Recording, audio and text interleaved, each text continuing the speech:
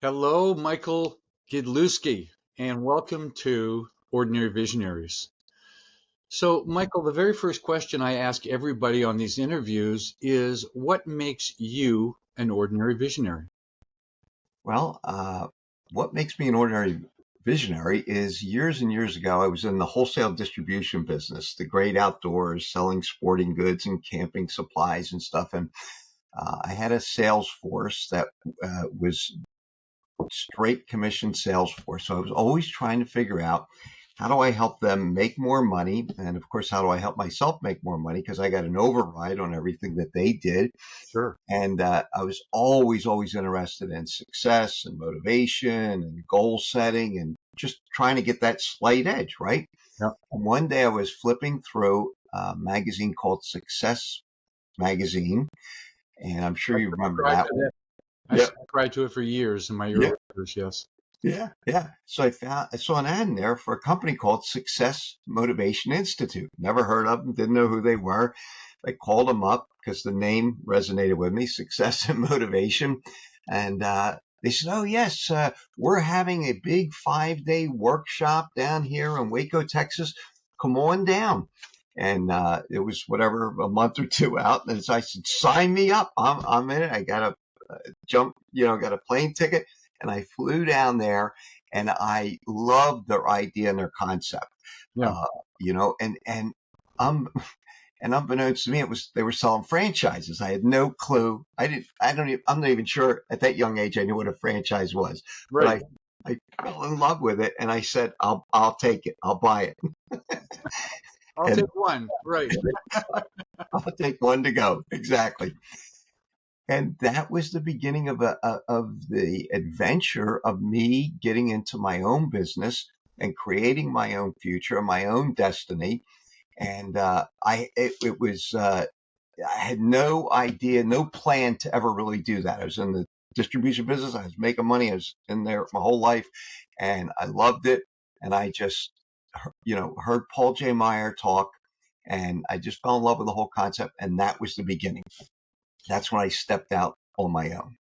So, but did you own your distribution business before then? No, no, no. I work for other people. Okay, but you manage salespeople within that. Yes. Oh, Yeah. I see. So then you went out on your own. Yeah. So how long did you do? By the way, as we talked before, Yeah. I was also into SMI Yes. years ago. Yep. Must have been 45 years ago or more. Yep. And Yep. I did not buy a franchise. I was working under a guy that had a franchise. Okay. Okay. I didn't have as much skin in the game. Right. So how long did you do that and how did that go? Well, I joined March 27th, 1991, Okay. and I actually am still a franchisee, but I don't do much with it anymore because that was a great Kickstarter program for me. It got me really involved into springboarding into a lot of other areas, into neurolinguistic programming, into TTI International with their DISC programs and emotional intelligence, and it just springboarded me. And about 5 years ago, I found a program called Axiogenics, uh, Valuegenic Self Leadership Program, which actually was the key to the ignition switch of knowing how our brain works, identifying mathematically, the guy who, Robert Hartman, uh, Robert, not like Middleton, but Hartman, was an absolute genius. And he came up with this mathematical formula. How Where's do I he identify? from? He was from Germany, and Okay. he got out. The Nazis were rising, and he got out. Wow. He saw the evil in that whole thing, and he came to America, and he created formal axiology. And Okay. then out of that came this value quotient profile. And this has been the most exciting 5 years of me being in business. Between that and Merrill Lee Adams, Change Your Questions, Change Your Life, those two courses just shifted everything for me. Yeah, it's often like that, isn't it? It's like you're looking for something, and it's like, oh, that just fits into, what I believe, what I think. Yes, Get yes, excited about it. yep, I yep. can't tell you how many things like that I've done over the years. Yes, yes, yes, yes. So how long were you with the Axiogenics? I still am. I Oh, you're still am. Yeah, it's part of my foundational program right now. so how is your business set up? So Axiogenics is sort of your intellectual um, material or Yes, whatever, the framework for what you yeah, do. And yeah. so you work with people individually, you just do groups, you do both. I do both. I work with my market's mainly small to mid-sized businesses, to say 5 million to 500 million, Okay. uh, 25 to 500 employees, independents. They got to be profitable. They got to want to grow, the owner, and they got to the psychographics is they have to be lifelong learners and value their people. Right. And so yes, so uh, Axiogenics, strategic planning, leadership development management programs, all these different programs are under my umbrella of Achievement Unlimited. Okay, so essentially now are you a franchise owner of that as well? No, nope, just a strategic partner with them. Yeah. Okay. And how does that work? I'm always interested in the business model. Is like you do a program and you buy workbooks and pay for the workbooks or something like that, or Right, right, right. That's pretty much the way it goes. There's a coaching fee to be certified as a coach and everything, and then you pay for the assessments and monthly fees. Yeah, like that. so what's the big, I talk about in my programs for years, what's the ultimate outcome that your clients get from that work? The ultimate outcome is the breakthroughs in thinking that they have and understanding their assets and biases. And most people, and you know this too, are always trying to figure out, how do I get rid of my limiting beliefs? How do I overcome them? How do I blah, blah. Well, with Axiogenics, Axiogenics identifies your assets, and we all have these assets, but they're not really activated, right? So we activate these through very specific two things. The central question, which is, what choice can I make? An action can I take in this moment to create the greatest net value? In every minute of our life, we're creating value or destroying value. You decided to do these interviews, you're creating value. You've always created value. I think I've been a member of yours for a long time, 10 years maybe, but so you're always creating value. And then we identify the assets, and there's very specific centering questions that you ask, 3 to 5 of those, that ignite this asset, that makes your asset come alive. And that's the power of this program. Wow. So is it a mental or a written process or both? Both. Yeah, yep, absolutely. Everything is on e-learning now because everybody, all the young people are crazy in the head. We've got to be e-learning. You can't have paper. But I write my centering questions on a 3x5 card here. Oh, that's And really high tech. yeah, that's high tech, all right. Right there, goes right in my pocket. So do you do that as a daily practice? It's like every morning you write your questions. Yep. So that's interesting. Let's get into that more about how Yeah. that works because I'm familiar with all of this kind of stuff, but this is kind Yes. of interesting. I write my to-do list every day. I'm Yeah. clear about what I want to accomplish for the day. Right.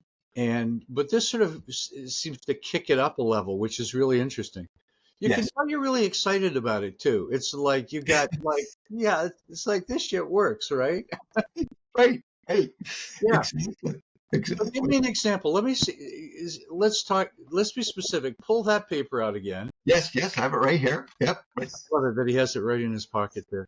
So Yep. what are your to give us a sample or a taste of what Yes. your questions are to center? Okay. Absolutely. So I asked the central question: what Yep. choice can I make, and action can I take in this moment to create the greatest net value? That's like the 30,000-foot question. Then I can narrow it down right to So, the but that's sort of a general, always asking yourself that yes, question. yes, yes. Do you always use those words, or you have shorthand for it? No, I use those words absolutely verbatim. I did Okay. learn, my coach from Accidenics said, Peter said, use the word verbatim. And that was it. That's all I needed because look, 4,000 books behind me, right? Half of them have to do with limiting beliefs and trying to overcome that for 25 years. And when I found this program, that was the key to the ignition switch. He Yeah. had the formula, he had the secret sauce, and I followed it verbatim. Well, so a little sidetrack. We'll get back to your questions. Yeah, This whole distinction between getting rid of limiting beliefs to focusing on what do I want, where am I going, what do I want to get out of it, essentially. yeah, That is a shift because you're focused on not this little self that has negative thoughts and we're trying to, as if that stuff was real. It's not even real, you know. right. That's right. What's wrong with me? Let's take 27 years of therapy Yeah, yeah. instead of what's important to me. What do I want? So give us the words again, because Okay. you know, So, everybody take notes. yeah, so the words in this, it's called the central question, and Okay. it's what choice can I make and action can I take in this moment to Yeah. create the greatest net value? Yeah. Very simple. Yeah. And what happens is you start asking it many, many times throughout the day, and it becomes a mantra. And you go into the, 7-Eleven or Wawa, you're opening the door and you're thinking that, oh, someone's coming out. I'll hold the door for them. What can I do to create the greatest net value before I get on the calls with my clients? Now, I have my centering question. One of my assets is called making a difference. And there's three very specific questions to ask myself, ask my brain, ask my subconscious mind. Yeah. And this I ask before I get on the call with a client. What would actually make the biggest difference right now? What value can be created in this situation? Is this the time to jump in and take action or simply time to nurture the process along? Actually, I read this right before I got on our call. Yeah. Yeah. So it gets you focused, and the thing that I like, it gets you focused in the moment. It's not about what is my goal 10 years from now, Yes. Yes. although we might set goals like that, whatever. Yeah. But it's like, okay, I'm working on this project, I'm doing this thing. Yeah. A few days ago, I've been doing these interviews, and I've done about a Yes. dozen of them so far, and I was getting really overwhelmed with not with doing the interviews, with now how do I get them out and where do I put them, and I did something close to that. I said, okay, what is the next simple step I need to take right now to move Yes. things forward? And then the plan came into my head. Oh, I'm just going to post 2 of them a week. It was very simple. And then, Yes. it's just starting to fall into place. Right. Right. Right. I mean, this whole thing of getting stuff done, moving things forward, it's really magic. Yes. And you've kind of got a magic wand for this. It's sort of like, yes, Yes. see, there's other magic wands. Maybe this is the best, who knows, but it Right. is a magic wand, as Yeah. opposed to, I don't know what to do today. Oh, Yeah. gee, I'm so struggling. Oh, well, here's a few items. And we're sort of in this quasi waking sleep state. Yes. You know what I'm talking about? Where we're Yeah. just not focused. We're not present. Yeah. Yeah. And it's amazing. Marilee Adams, working with her for years now with Change Your Questions, Change Your Life. Yeah. Our questions are so important. And I used to ask the wrong questions. Why am I so stupid? Why did I screw that up again? Why did I? And my subconscious mind is answering that because you're stupid. That's why, because you do this over and over. And it's a habit hole, like your bias is a habit hole you go down. Yeah. And Habit hole. I like that. habit hole. Yes, yes, yes. Sort of like a hobbit hole, but not as cozy. Right, right, right, right. And Marilee Adams has this concept called the choice map. You're Yeah. going down the path, right? You're either going the learner path or you're going down the judger path, and you fall in the judger pit like a pit of quicksand and you can't get out. And it's asking the right questions. Who do I choose to be in this moment? Do I choose to be that judger, or do I want to be a learner? Yeah. Yeah. Different question. Yeah. Yeah. And when you have that filter or that context for your thinking, Yeah. your things shift for sure. Filter. Robert, you hit the nail right on the head. That is exactly what happens, is you start to filter everything through those more powerful questions. So I Yeah. had a little miscommunication with my wife right before lunch, right before I was going on to a coaching call. And then I had a 12 o'clock, a 1 o'clock, and then our call, right? My 1 o'clock emergency came up. She had to cancel, restructure, or reschedule, which was great because I was able to go back upstairs and correct, because I was filtering everything. What choice can I make, an action can I take in this moment? I'm like, I can't leave that situation the way I left it. I went up and it's all beautiful. Well, that's a marriage relationship is obviously the hardest thing in the world in so many ways. Yes, absolutely it is. Yes.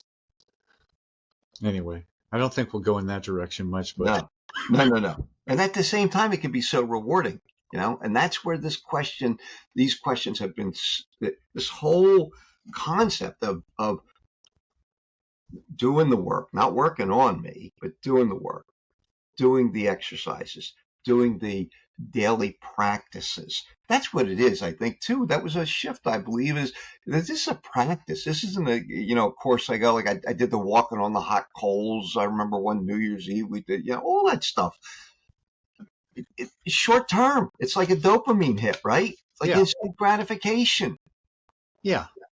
Yeah, the Anthony Robbins thing. I walked on coals. I did that. It was fun. Yeah. It sort of blew my mind for a while. Yeah. You can't go, okay, Monday, okay, heat up the coals in my backyard. I'm going to do it every day because that will motivate me. Jesus, that doesn't work. Right. So, Absolutely. yeah, the thing that our practices have in common, it's similar in some ways, is I remind myself as many times as I can during the day that I am simply aware here and now. Yes. Yes. And in the aware here and now, choices just open up that are usually the right choices, as opposed to, it's just, and there's, in the aware here and now, there's peace, there's calm, there's focus, there's relaxation, there's love. Yes. Easier said than done, but it's not, for me, it's no longer trying to get to some elevated, perfect state as if that was ever possible. Maybe some gurus in India can do that. I don't know. Right. We can all come back to the moment.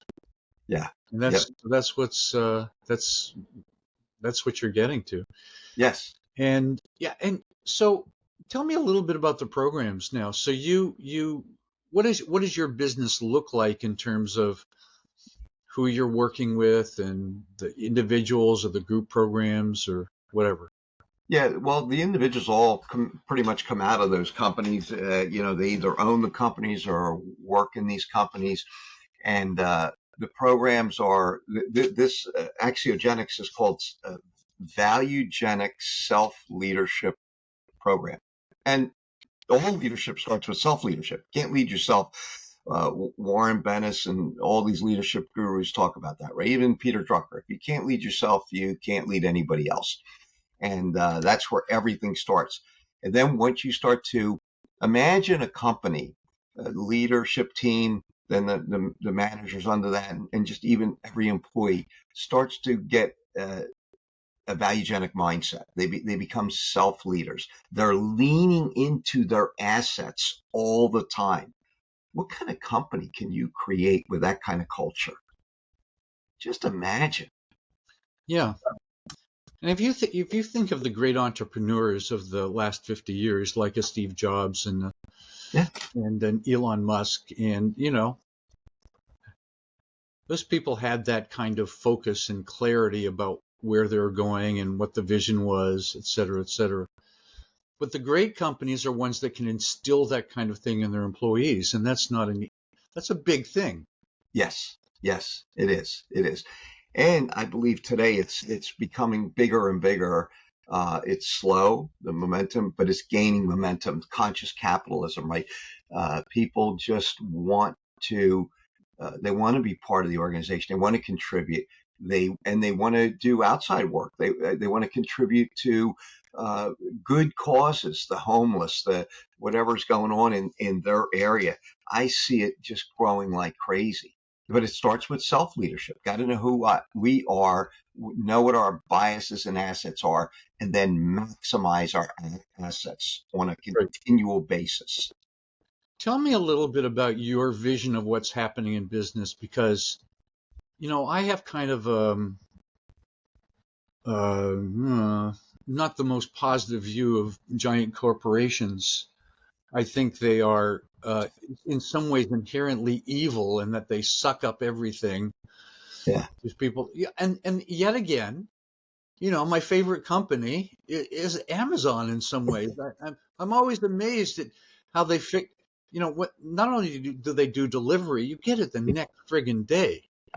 I know. Oh, I need this thing, and but anyway, Yeah. so I see some of these companies providing great things, but I also see monolithic control. I mean, Right. so I see a lot too much of the dark side, I think. Right. Right. I'd You love to know, get more of what you see as the light side.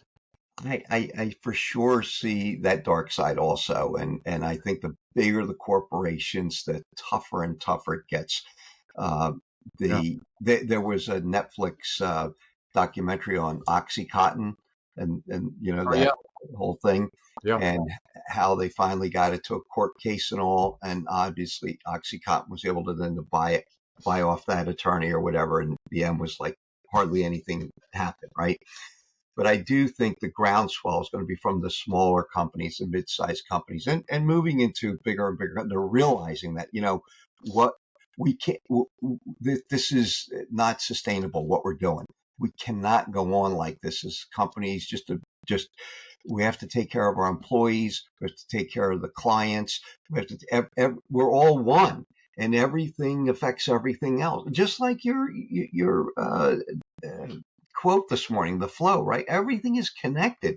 So a company, and there are companies, Patagonia is one that is very, very, that conscious capitalism, doing things the right way, taking care of their people, giving back to the environment, very conscious of what we're doing. I love, I don't even know if this is true. You don't know what's true anymore, but Jack Welch apparently said that whether climate warming and all this is real or not, we should treat the world, the climate, the globe as if it is a real thing and take care of it and do the best we can, right?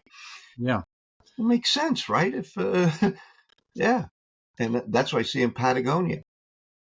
Are you sometimes shocked by the amount of waste we all produce? Oh, oh my goodness. We're so I yesterday I've used it before, but I'm going to start using it regularly. It's these washing sheets. They're just like a little piece of paper you put in the wash. It's the lowest impact environmentally because we buy these big plastic things Right, and right. go through the amount of plastic we throw away every week Yeah, and yes, haul out to the garbage is astonishing. And it's like it seems to me that things like that are so important, but making the package attractive and beautiful and wonderful and blah blah blah. right. Who gives a damn about the environment? Yeah, right, right. And think about even like the small expensive things that get packaged in all kinds of plastic and big, so they can't be stolen, right? You can't just take a little, thumb drive and stick it in your pocket. So we've got to package it in an 8.5 by 11 or whatever giant 1 foot by 1 foot package. Yes, yes. Well, someday they'll learn how to make all that packaging compostable. Yes, You yes, know, somehow, hopefully. yeah. You know? And you see it, the coffee cups now. instead of styrofoam. They are compostable, and more of that. What Sure. else? Paper straws instead of plastic. You're right. I mean, why not? Look, we have more geniuses running around this globe. 7, 8 billion people now. Got to be a few geniuses there that can figure some of this stuff out. Yeah, well, some of them are working on it. It's, Yes, you yes, know, and big change doesn't happen overnight, but it starts with me. It starts with you. right, I right. mean, that's just kind of the idea behind ordinary visionaries. Or what's your vision? What are you doing to make a difference? How can we help the planet a little bit? How can we help our community a little bit? How can Yeah, we do things that uplift yes, instead of, well, I made 10 gazillion dollars. Yeah, yeah, but did you did you help the world or did right. you just enriching yourself? Yes, yes, absolutely. Were I you ever caught in the cycle of I got to get rich, I got to get rich?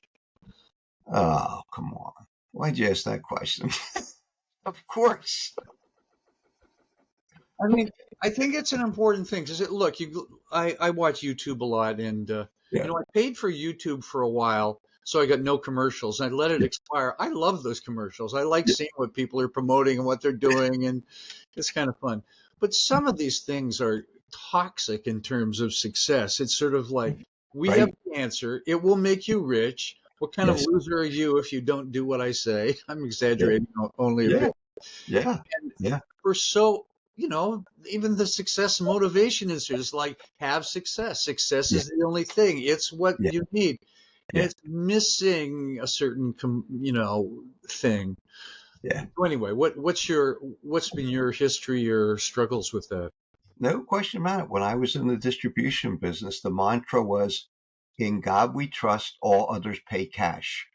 And remember, I said all the salespeople were straight commission, and I Yep. was getting an override. So it was all about how can I help them make more money selfishly, and how can I make more money? So I'd say you got to get rid of that piece of shit Volkswagen. You got to buy a Cadillac. You got to buy a real car. You're a salesperson, right? You're a superstar.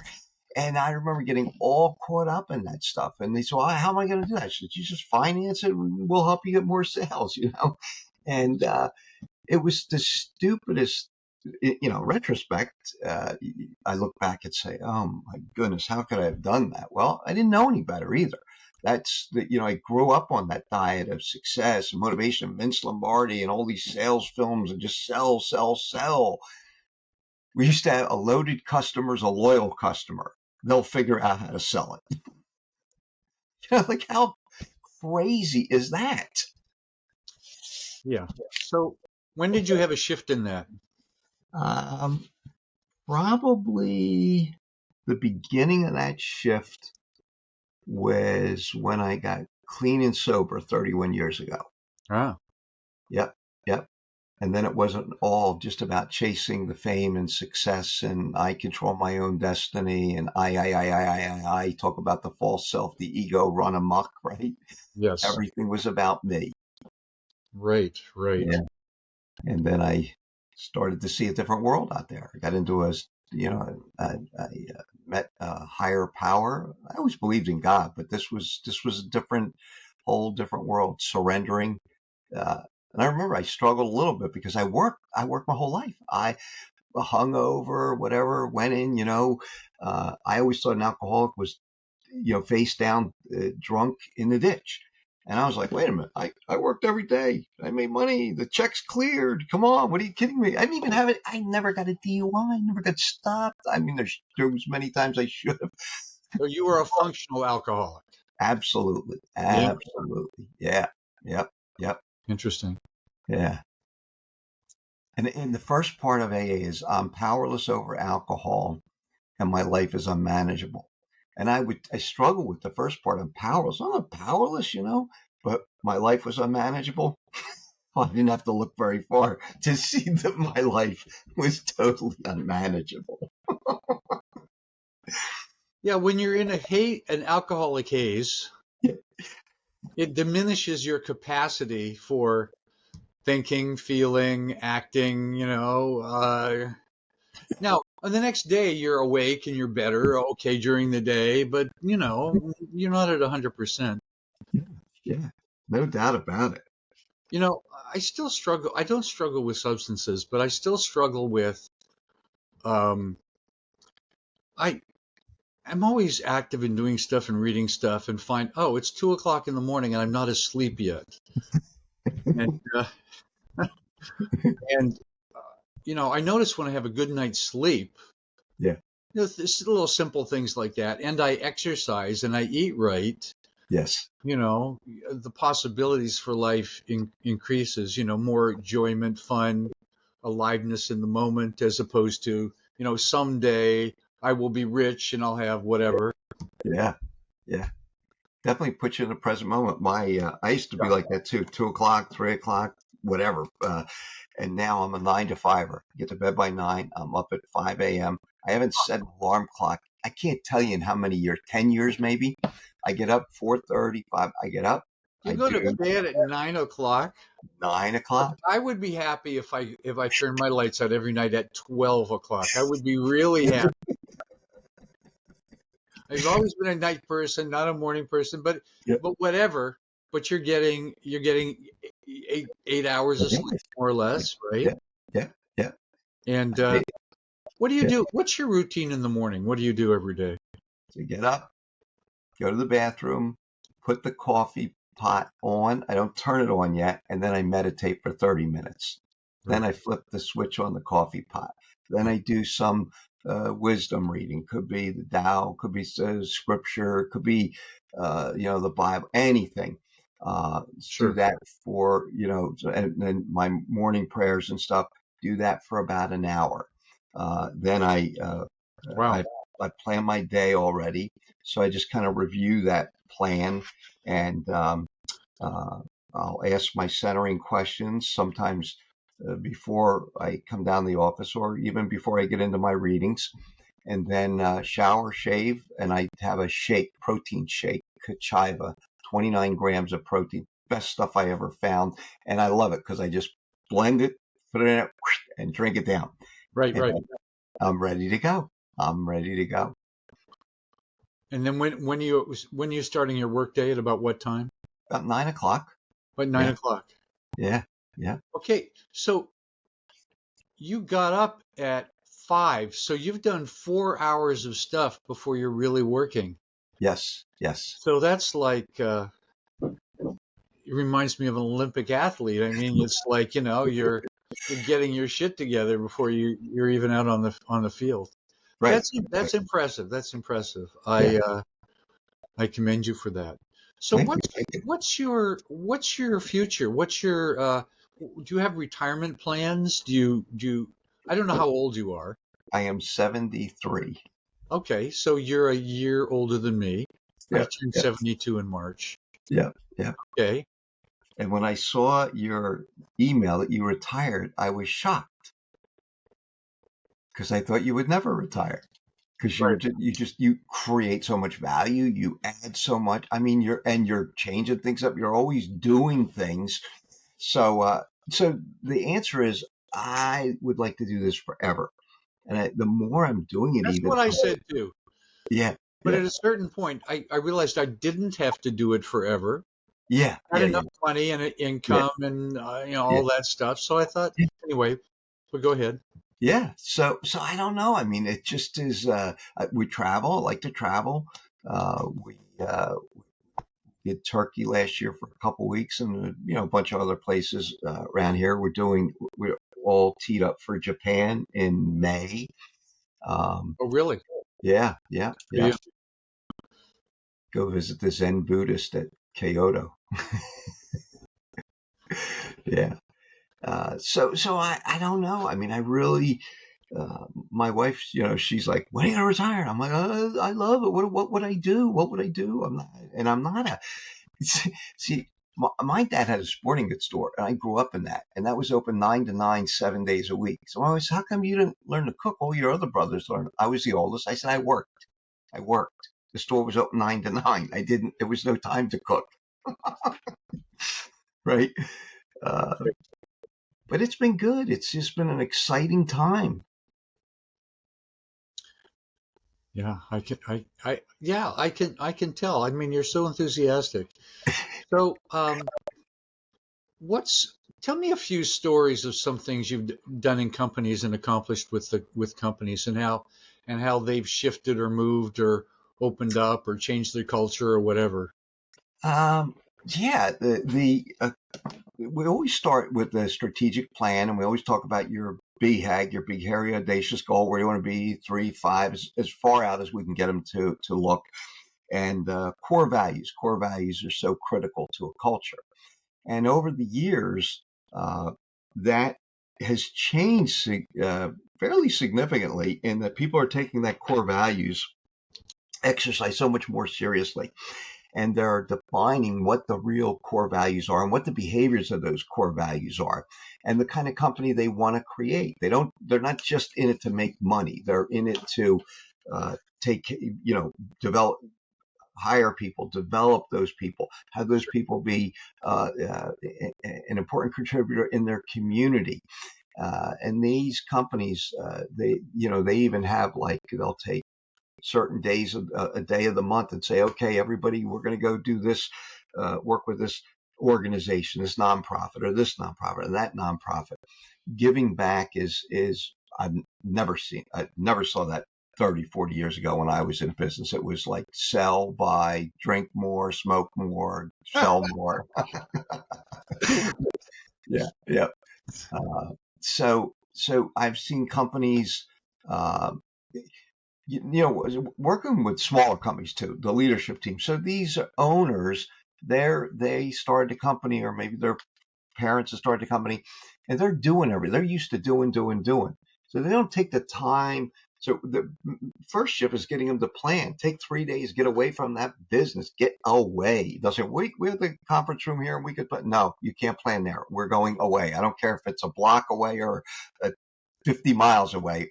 You can't be near the business. And you got to turn the phones off, lock them down, get rid of them. So then they start to think, because they don't have time. Well, what do you really want? Blue sky, your vision and your goals. Where would you ideally like to see this company? Think, and don't think about how. Think about what you want and why, and what's the big picture. Right, And right, then right. they start doing that. And sometimes it takes a couple years, sometimes it takes 5 years to get the CEOs, the owners, into really, like, owning their position, to focusing on what are the highest payoff activities, the value creating, the highest impact activities, and then get rid of everything else. I call it CDO: simplify, eliminate, delegate, outsource everything that's not your highest payoff activity, your unique ability, and continue to do that because you're growing, you're developing, you're thinking at a higher level of consciousness, hopefully, and then you get rid of more and more of the low payoff activities. And then you cascade that through the entire organization. Yeah. One of the companies I did business, I started strategic planning with very early on, 20 years ago, still a client today, doing Wow. phenomenal. Uh, in the middle of the first 3 days, we talked about the profits and their bottom line and all. And I think their bottom line was like 2%, and they were working hard. And this was, I said, I wouldn't get out of bed for 2%. I thought the engagement was over right there. But today, they're between 10 and 15% doing well. Oh, and they weren't taking any vacation time. Now they're taking real, true quality time with now their kids are older too, so visiting with the kids, the grandkids, taking vacations. Yeah, it's just Yeah. great So it helps them improve the quality of life. for You know, everyone. the thing I've been thinking about a bit recently is we're so focused on some imagined future that someday we'll have it all. It's sort of like the big jackpot in the sky, Yeah, yeah, and we keep working, working, working, working, working, and yet we're never we're never satisfied now. We're never yes, happy now. We're never really enjoying life and business and people and customers now, yeah, because someday in the future we're but we're really just going around in a friggin' circle, you yeah, know? yeah. Faster and faster. Yes, and you have to work harder because there's only 2% profits. I mean, Yeah, oh my God. yeah. Yeah. My mantra for all my clients is slow down to go faster. take the first hour of the day is the rudder of the day. Think time. Don't go near your electronics. Don't open your email, your phone, your digital, your text. Come in and get centered, and then start asking good questions, and then journal about those. Imagine if every day you just came in and spent the first hour on your highest pay, your highest priority, number one priority. That's it. 1 hour, and now the rest you can go put out all the fires and go crazy and react to all the reaction. You could be chief firefighter. 1 hour a day, Yeah. 5 days a week, 5 hours a week, 20 hours a month, 240 hours a year. My goodness, you could move mountains. You could move your priorities forward like there's no tomorrow. That's very motivational. Very very exciting. How do you get your clients? Well, thank God, being in the business long enough, they're all referrals, Good. uh, which is just outstanding because the media today and all the stuff you have to do and all the stuff you talk about in marketing, it's great, but man, that's almost a full-time job. I know. Yeah. Yeah. To cover all the bases and everything today, and you gotta do this, do that, and my head spins. I like helping people, and they make breakthroughs, so they're more inclined to ante up somebody else for me. That's right. And then you have someone that's heard the story of their friend who turned their business around, and you're taking more vacations now. You look less stressed. Your company is doing well. You seem happier. What's your secret? Well, I have this guy named Michael. Right. I want to share him with you. I don't want to lose him. Whatever. Right. Yeah. Now, are you just a one-person shop, or you have any assistants or virtual assistants? Or I have a virtual assistant, yeah, and she's great. I've had her for a long time, and when I first started out doing a lot of time management workshops, and I would tell all my clients high payoff activities, work on low payoff activities, get rid of them, simplify, eliminate, delegate, and outsource everything that's not your high payoff activity. And I came home one day and I said to my wife, I said, this is not good. I said, I'm telling my clients what to do, but I'm not doing it. right. And so I started to, I have an accounting bookkeeping service. They do all the accounting stuff, and then I got a admin, and it just has been. I've had 5 admins in probably 20 years, and they've all been magnificent. Lost them for different reasons. My first one actually got killed in an automobile accident. Wow. A heroin user, meth user, crossed the double line and crashed in there and killed her. My next one, she was working with me while our kids were in high school, and she was divorced, had alimony coming in, but when they, graduated high school, the alimony, she said, Michael, I love you. I got to get a full-time job. And I couldn't afford to pay her, to hire her full-time. But every one of them were just magnificent and helpful Great. in doing all the stuff I did not want to do or couldn't do. Yes. There's something about us self-employed people. We don't like to work for other people. I always said I'm unemployable because the first thing I do is try to take control because I'm just that kind of guy. You're going to tell me what to do? No, I'll figure it out. Give me a break. Anyway, so I'm not employable. But we love to make things happen, but it can be so hard for us to give up control because we are little control freaks in a certain sense, Yes. Yeah, absolutely. And now, the things that we can do with computers, with the internet, we can do things that are, that are amazing just because we have all these online resources and stuff. So yes, true. So I haven't had anybody helping me for years and years and years. Every once in a while, something. I had an editor or this or that, but yeah. But you really, of all of the people I've talked to in a long time, you've really found a fantastic niche. Yes. It's something you really believe in. It's something that makes a substantial difference. Yes. And you've constructed your life in a way that nurtures you. Right. Right. Yeah. Right. Yeah. Yeah. I want to be you when I grow up. It's fun. I'll tell you that it's really fun, and the clients get, yeah, it's a win-win for everybody. Yeah. It's creating value all the time in every conversation, engaging every conversation. I had 2 coaching calls already today, both totally different, both spectacular calls. Yeah. Fun, huh? Yeah. Yep. Yep. You get somebody clear on something and the next step and Yeah. what's in the way, whatever it is. Yeah. Yep. Yep. That's exciting to do that. Yeah. So, Michael, what is some big goal, achievement, accomplishment, whatever that you still have to achieve, if anything?